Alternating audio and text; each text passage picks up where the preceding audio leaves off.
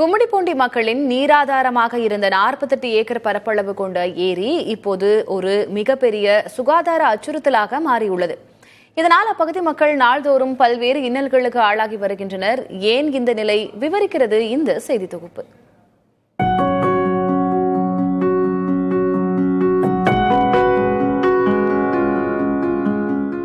இப்படி சாக்கடை நீராக காட்சியளிப்பது சென்னையின் கூவமாறு அல்ல, ஆந்திராவின் தெற்கு பகுதியாகவும் தமிழகத்தின் வடக்கு பகுதி எல்லையாகவும் உள்ள கும்மிடிப்பூண்டியின் தாமரை ஏரிதான்.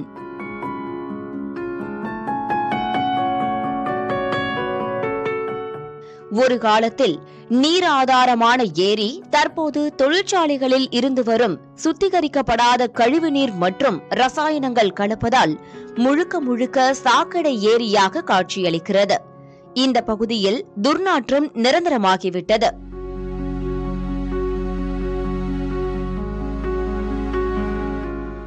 ஏரி முழுவதும் எண்ணெய் படலங்கள் மிதப்பதால் நிலத்தடி நீர் பாதிக்கப்பட்டு பல்வேறு உபாதைகளுக்கு ஆளாவதாக மக்கள் குற்றம் சாட்டுகின்றனர். 5 வருஷமா இந்த தண்ணி கம்பெனி தண்ணியெல்லாம் திறந்து விட்டதால எங்களுக்கு நிறைய பிரச்சனை வந்துருச்சுங்க. ஃபுல்லாக ஸ்கின் ப்ராப்ளம் எல்லாருக்குமே இங்கே இருக்கும், ஃபுல்லாகவே இருக்குது. ஸ்கின் ப்ராப்ளம் அடிக்கடி எப்படித்தாலும் உடம்பு சரியில்லைன்றது டாக்டர்கிட்ட போக தான் வரும். சைனஸ் பிரச்சனை வேறு வந்துச்சு, மூச்சு விடுறதுல கஷ்டமாக இருக்குது எல்லாருக்கும் இங்கே.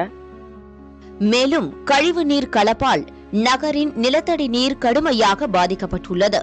இதன் நேரடி விளைவாக வீடுகளில் உள்ள தங்கம், வெள்ளி, பித்தளை போன்ற ஆபரணங்கள் மற்றும் பாத்திரங்கள் அனைத்தும் கருத்து போவதாக மக்கள் வேதனையுடன் தெரிவிக்கின்றனர்.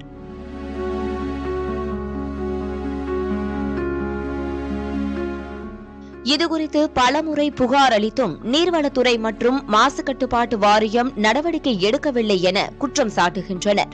எனவே அரசு விரைந்து தலையிட்டு தாமரை ஏரியில் கழிவுநீர் கலப்பதை தடுத்து ஏரியை மீட்டெடுக்க வேண்டும் என்பதே கும்மிடிப்பூண்டி மக்களின் அவசர கோரிக்கையாக உள்ளது.